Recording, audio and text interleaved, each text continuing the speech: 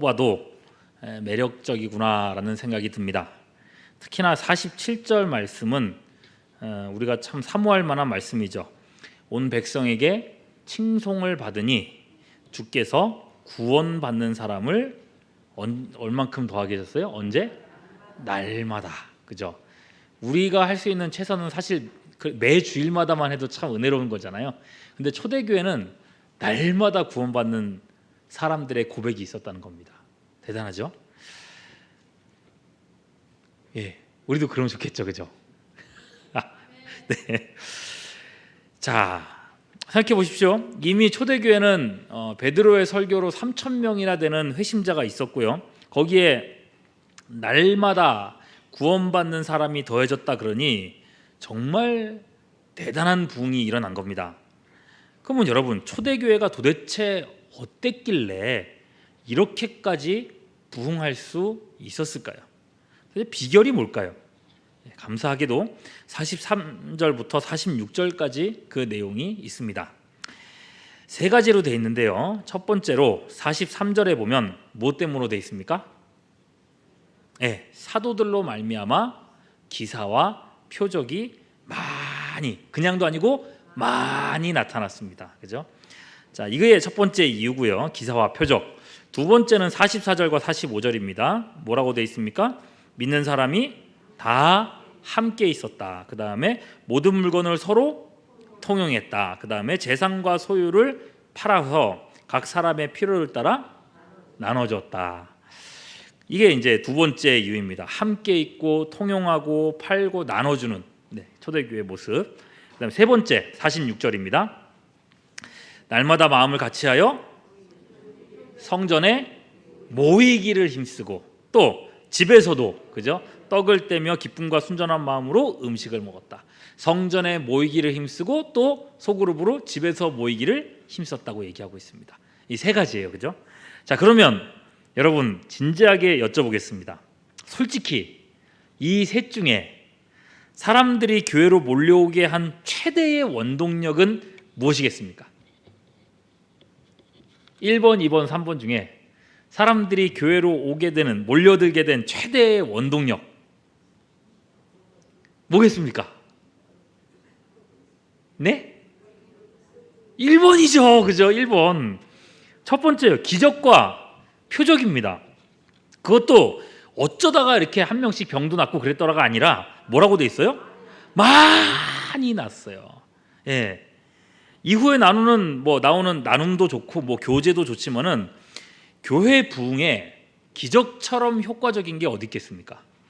지금도 마찬가지입니다. 만일에요, 갑자기 우리 교회 교육자들이 하나님이 능력 주셔가지고 안수기도만 하면은 어떤 병이라도 낫는다고 생각해 보십시오.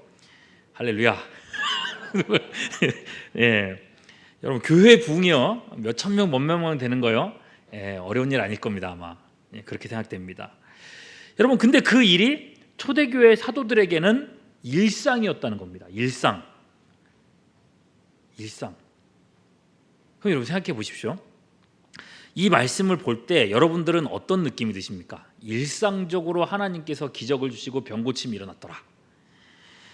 사역 초년 때 20대 초반 때였던 것 같아요. 저는 이 본문을 보면 항상 정죄감이 들었습니다. 정죄감. 초대교회 때는 그렇게 기적이 일상적으로 일어났는데 오늘날엔 왜 이렇게 기적이 일어나지 않을까? 전에 제가 말씀드렸었지 않습니까? 제가 사도들보다 기도를 적게 하지 않았어요. 아무리 계산기를 두드려 봐도 그래요. 왜냐하면 사도들은 지금 막 기적이 일어났다고 얘기하지만은 예수님 부활하시고 나서 오순절까지 약 50일 정도만 기도를 했으면 했겠죠, 그죠? 기도했던 기간이 그리 길지 않아요. 그분들이 50일 동안 그냥 밤낮으로 맨날 기도했어도 제가 20대 그 청춘을 다 바치면서 기도원과 그 오랜 동안 기도하고 부르셨던 시간과 비교하면 이분들의 기도는 절대 저를 못 따라와요. 그렇다니까요. 계산기 두드려 보십시오. 여러분들은 말할 것도 없어요, 그죠? 그런데 그분들은 그런 기적을 행하는데 나는 그게 안 된단 말이죠. 우린 그게 안 된단 말이죠. 저만이 아니에요. 아니, 왜 그 유명한 목사님들도 병 고치는 걸 못할까? 아니, 그땐 그렇게 일상이었다고 하는데 왜 오늘날에는 그런 얘기들이 카더라만 있을까? 어디서 누가 이렇게 병을 고쳤다더라 얘기만 듣지 사실 실제로 잘 못 봤잖아요. 여러분, 그렇게 묻는다면 뭐 이유 될 건 하나밖에 없습니다. 오늘날의 영성이 아무리 그래봐야 초대교회보다 못하니까 그렇지, 뭐 그렇게 대답할 수밖에 없지 않습니까? 지금 이 정도의 열심 가지고는 안 된다는 거예요.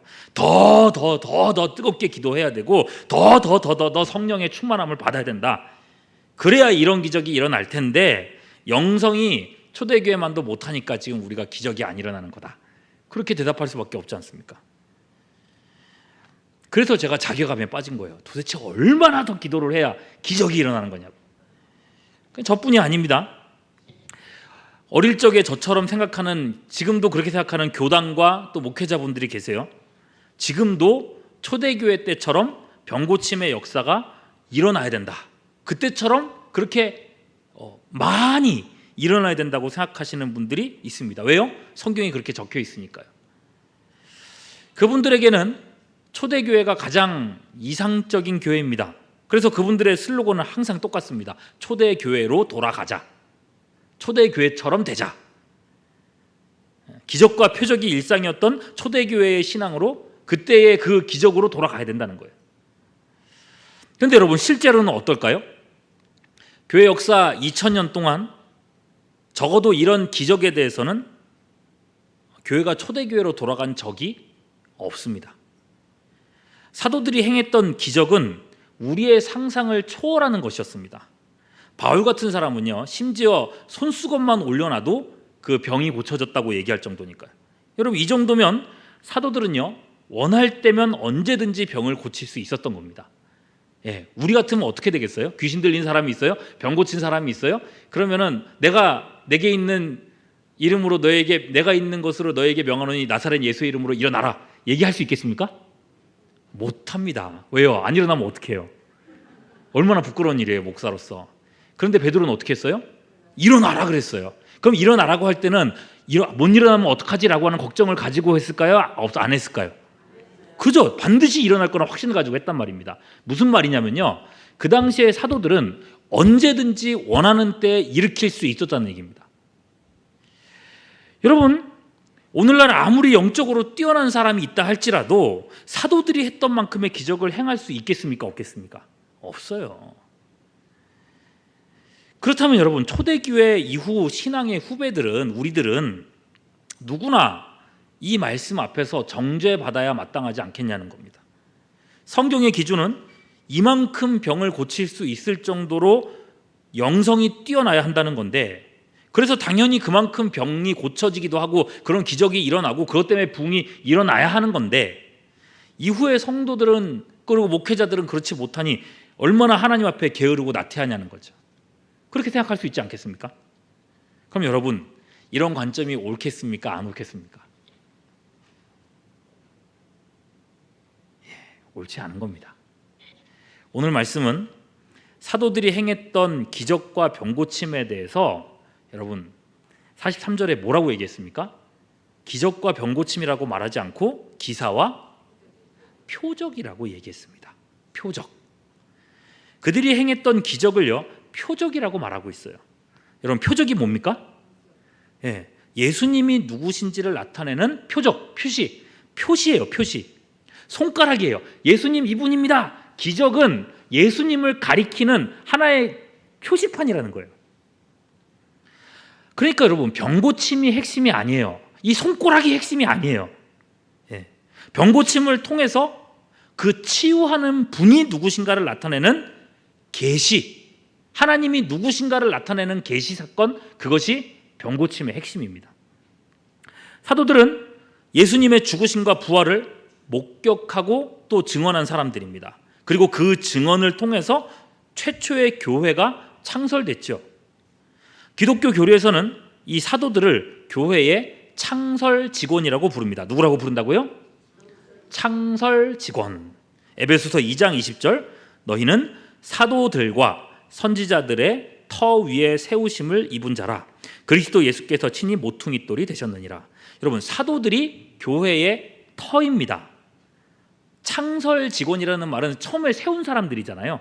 그러니 여러분, 창설 직원은 창설할 때만 있으면 됩니다. 더 이상 필요가 없어요. 그래서 오늘날에는 사도라고 하는 직분이 없는 겁니다. 여러분, 사도의 특수성이 여기에 있습니다. 사도들이 행했던 이 병고침의 은사는 오늘날 우리에게서 간혹 나타나곤 하는 병고침의 기적과는 결이 다릅니다. 그들의 병고침은요, 사도들의 병고침은 계시적인 은사였습니다. 하나님이 누구신가, 그리스도가 누구신가를 나타내는 그런 은사였다는 거예요. 그리스도를 증거하고 교회를 세우기 위한 은사로서 주셨다는 겁니다. 마가복음 16장 20절에 그렇게 나와요. 제자들이 나가 두루 전파할세 주께서 함께 역사하사 그 따르는 무엇으로요? 표적으로 말씀을 확실히 증언하시니라. 여러분, 사도들은 최초로 교회를 세우는 사람이었고 그들의 기적은 그 증거의 한 방편이었던 겁니다.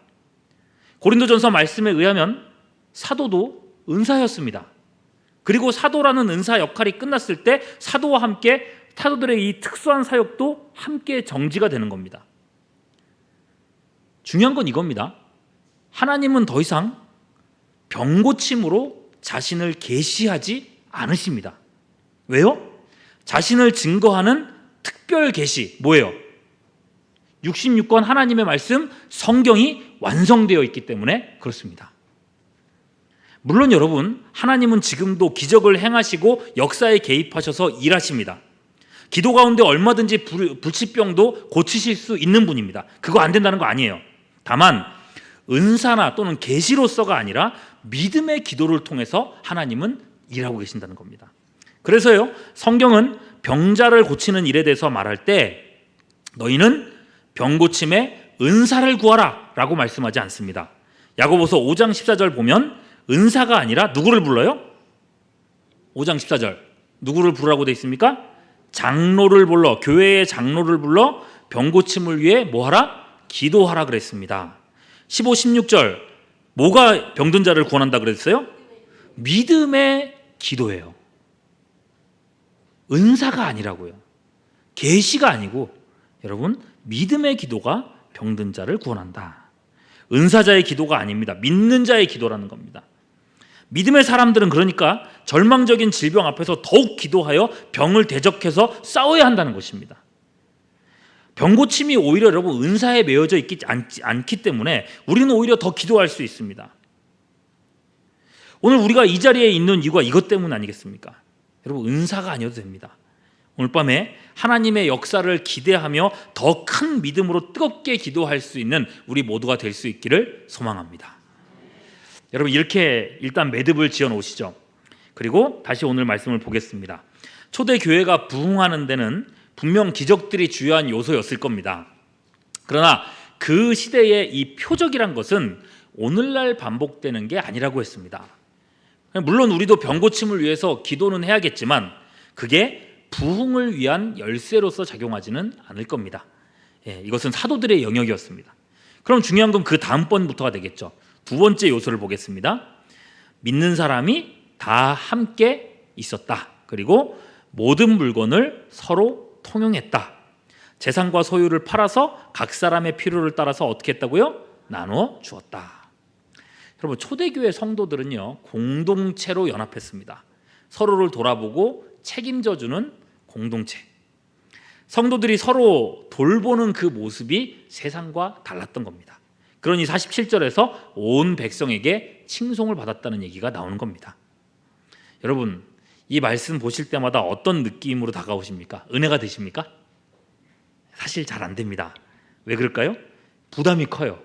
아니, 목사님, 요즘 같은 때에 어떻게 재산을 다 팔아가지고 바치라는 말을 하십니까? 기적을 얘기했지만은 재산을 다 팔아가지고 나눠주는 거야말로 병고침의 기적보다 더 큰 기적 아닙니까? 그런 생각이 들 수도 있어요. 여러분, 근데 이 말씀을 오해해서는 안 됩니다. 바나바 같은 사람은 물론 전 재산을 팔아가지고 하나님께 드렸죠. 그래서 사람들한테 칭송을 받긴 했지만은 이 시대의 모든 성도들이 전부 다 공동생활을 했다느니 또는 모두가 다 전 재산을 팔았다느니 그렇지는 않습니다. 그건 오해입니다. 오늘 읽은 말씀에 함께 있었다, 통용했다, 소유를 팔아 나눠줬다 하고 하는 이 단어들은 헬라어에서 미완료라고 하는 동사로 되어 있습니다.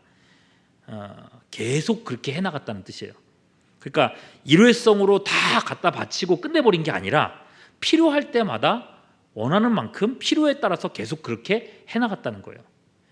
간혹 전 재산을 팔아들인 사람도 있었지만 그런 사람들은 그야말로 소수였습니다.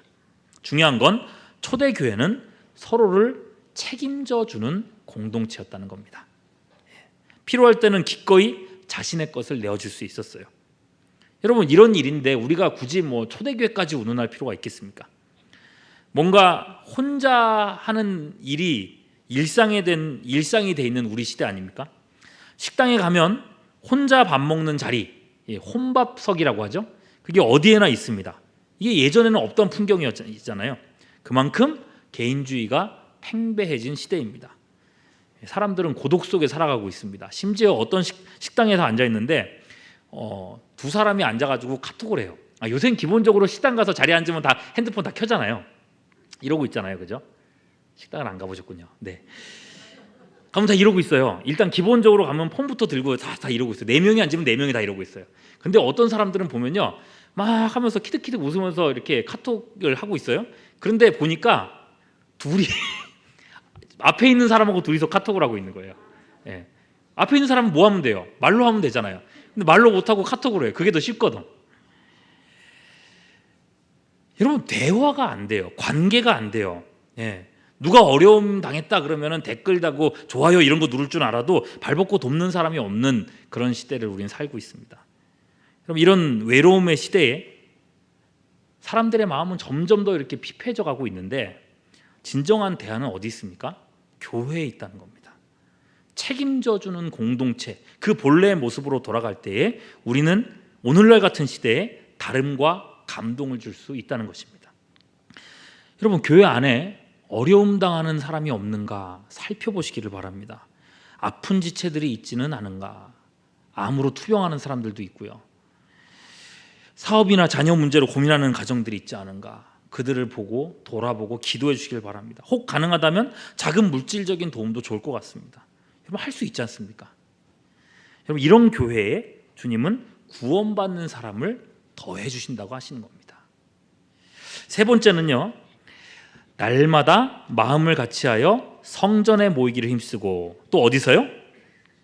어디서 모였어요? 집에서 떡을 떼며 그렇게 음식을 먹었다 했습니다. 자, 성전에 모이는 것은 어떤 그룹이에요? 큰 대그룹이죠. 그렇다고 한다면은 집에서 떡을 떼는 것은 어떤 그룹이에요? 소그룹입니다. 대그룹과 소그룹 모임의 활성화입니다. 여러분, 은혜 받은 사람들 특징 보면요, 여러분들께서도 처음에 은혜 받았을 때 생각해 보세요. 제일 큰 특징은 뭐냐면은 자꾸 모이고 싶어해요. 만나는 게 기쁨이에요. 그죠? 이때 얼마나 여러분, 이 사람들이, 초대교회 사람들이 은혜가 컸으면은 사람들이 언제 모였다고요? 날마다. 그죠? 날마다 매일 성전에 갔다고 합니다. 시간만 나면 교회에 갔고 시간만 나면 이 공예배에 참석했다는 겁니다. 그러니까 여러분, 그 당시에는 또 주일이 와?